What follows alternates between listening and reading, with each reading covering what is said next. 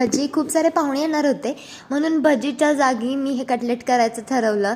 पण ते बोलतात ना, सरळ सरळ जर काय करायला गेलं तर ते कधीच होत नाही. आता इतकं सगळं मी केलं.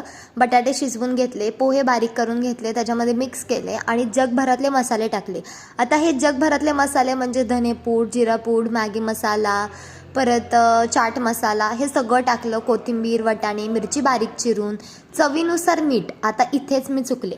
चवीनुसार मीठ टाकायच्या ऐवजी माझ्याकडून चुकून असं कधी होत नाही, पण चवीनुसार मीठ नाही पडलं, कमी पडलं. आणि आता इथून पुढे मी तुम्हाला जे ताट दाखवणार आहे, हे ताट अख्खं मला मोडावं लागलं आणि त्याच्यामध्ये मीठ टाकावं लागलं.